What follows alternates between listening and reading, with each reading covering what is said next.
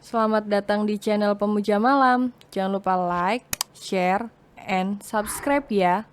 Terima kasih.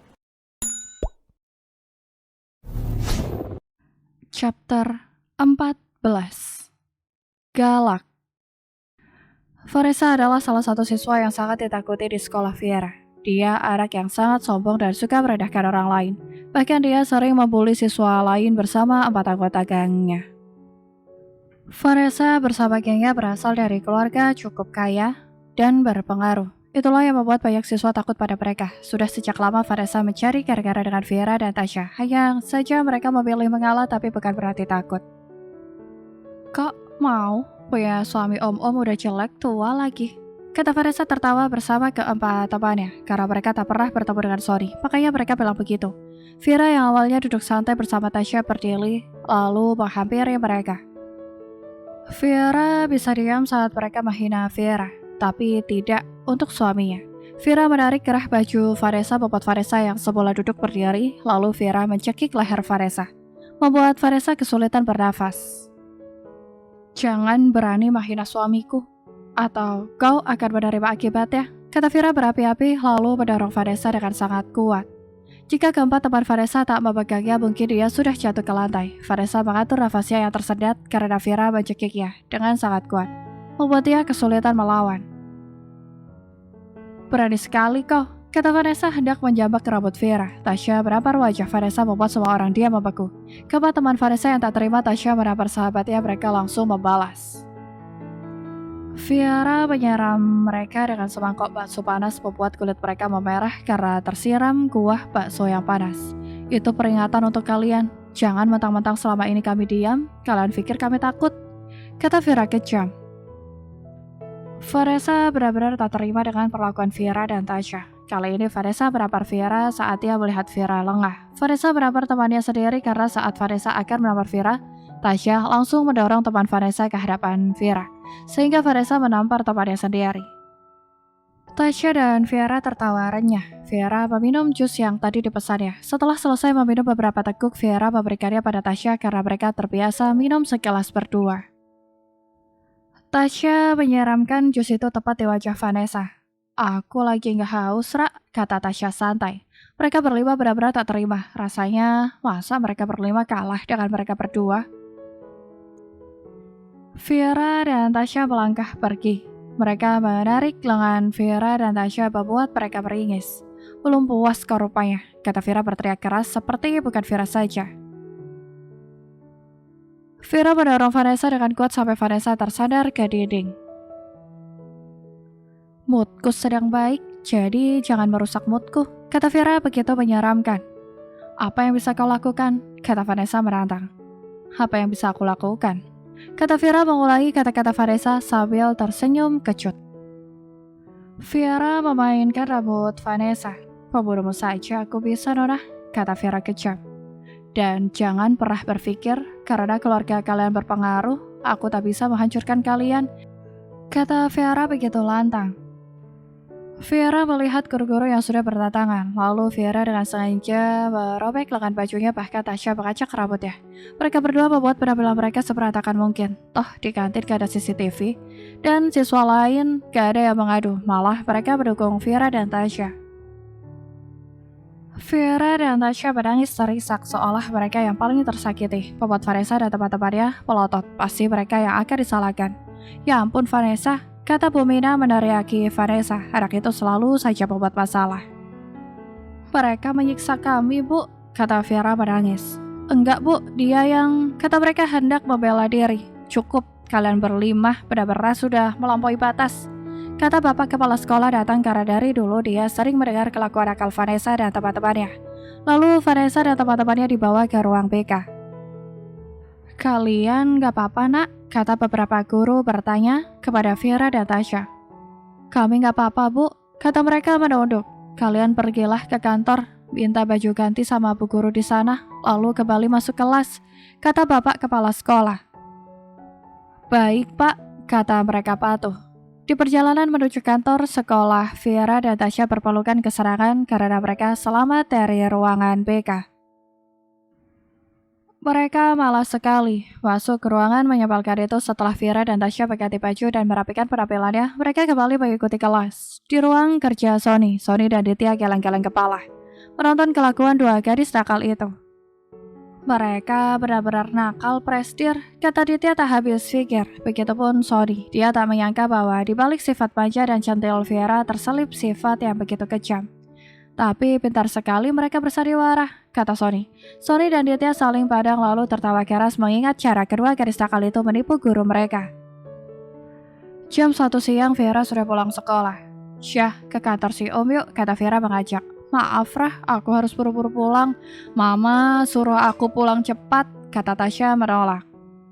Ya, kamu gak asik, kata Vera membalas. Lagian kamu ngapain ajakin aku ke kantor si Om? Mau apa aku di sana?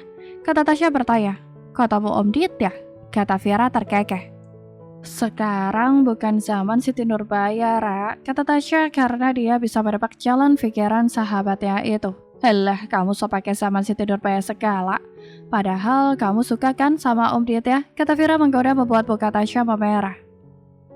Enggak, kamu sok tahu, kata Tasya ketus. Ngaku ayo, kata Vera mendesak karena Vera tahu bagaimana sahabatnya ini. Dikit Ra, kata Tasya terkekeh. Dikit-dikit, lama-lama jadi bukit, kata Vera menertawai sahabatnya. Ya enggak lah Ra, aku cuma kagum aja, gak lebih, kata Tasya menjelaskan. Kamu lupa, aku gimana awalnya aja yang kagum, gak taunya udah cinta, kata Vera mengingat. Tapi kalau Om Ditya udah punya istri gimana, kata Tasya khawatir. Ya, kamu jadi pelakor dong, Syah, kata Vera tertawa keras membuat beberapa orang menoleh ke arah mereka. Mulut kamu ini ya, kata Tasya menarik bibir Vera. Tenang aja, Syah, kata si Om, dia masih single. Kata Vera menjelaskan, umurnya berapa, Ra? Tasya penasaran, mereka sudah sampai di parkiran. 60 tahun, kata Vera santai. Hah? Umur papa aku aja baru 52 tahun. Tasya terkejut.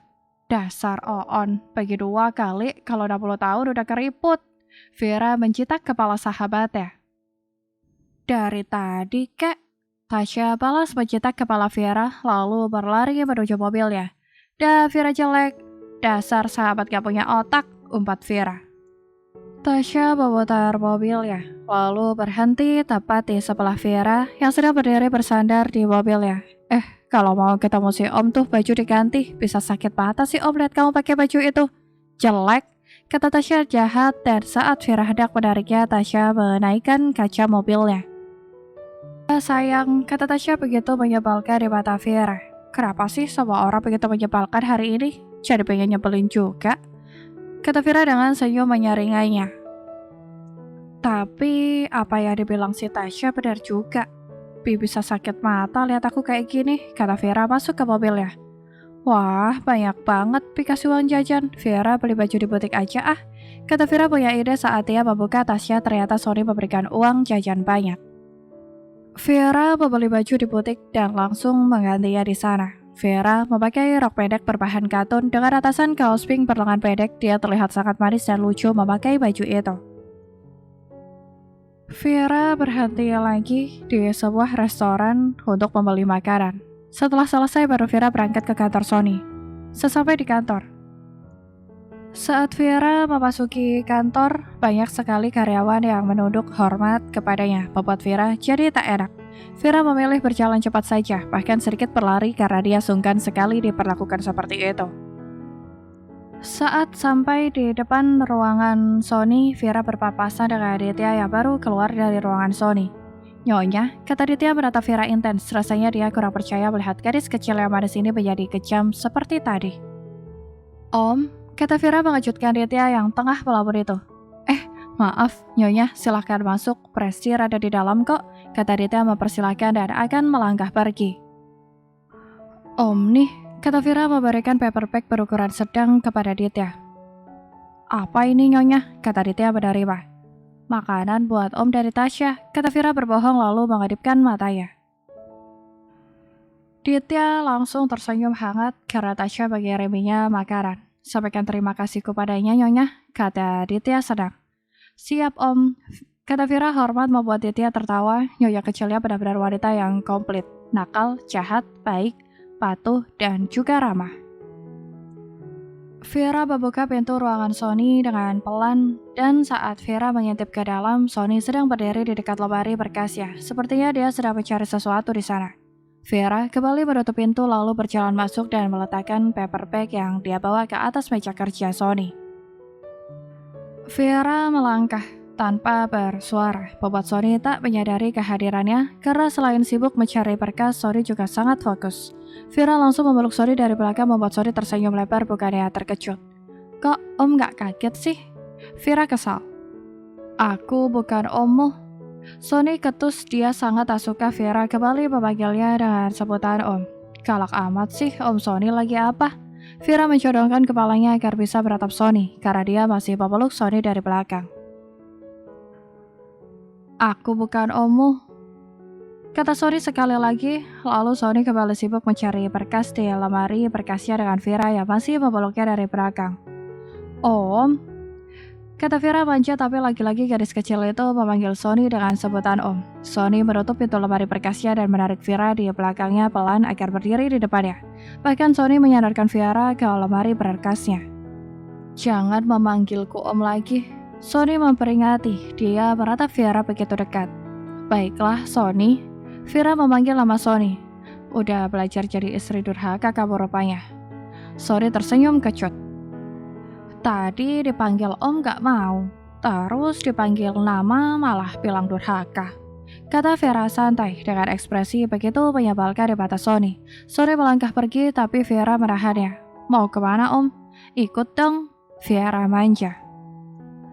Kamu kok nyebelin banget sih sayang? Udah bilang jangan panggil Om, kata Sony tegas. Vera berjinjit lalu mencium pipi kanan Sony. Suamiku pemarah sekarang, Vera terkekeh. Ketawa lagi. Sony menarik pipi gadis nakal itu dan membawa Vera menuju meja kerjanya.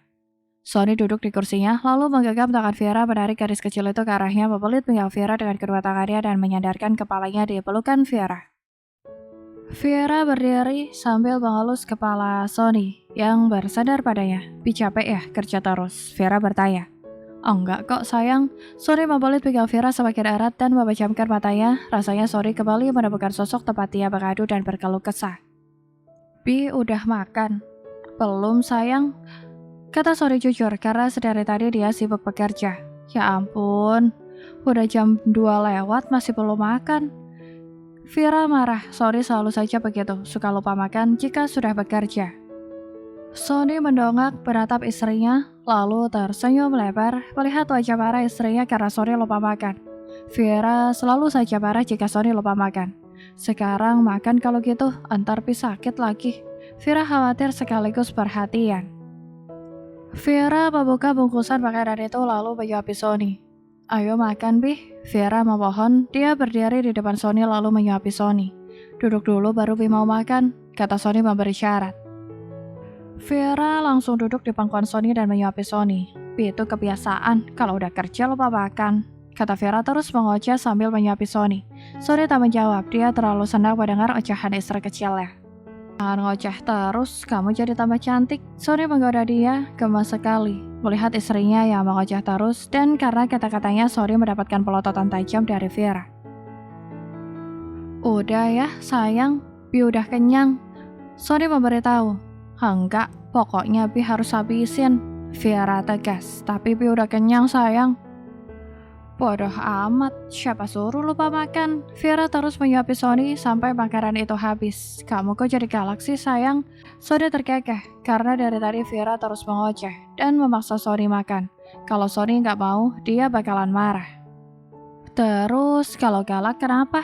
Vera menatap Sony sebelah mata. Sony meniup mata Vera membuat Vera memejamkan matanya. Ih, Pi, Vera berteriak kesal. Hari ini Bi mau pergi sayang, Sony memberitahu, membuat Vera yang semula kesal berubah menjadi seduh, bahkan mata bulatnya mulai menggadang air mata. Bi mau kemana? Vera hampir menangis tapi dia masih menahan air matanya agar tidak jatuh. Ke toilet, Sony tertawa keras melihat istrinya yang baperan itu. Bersambung.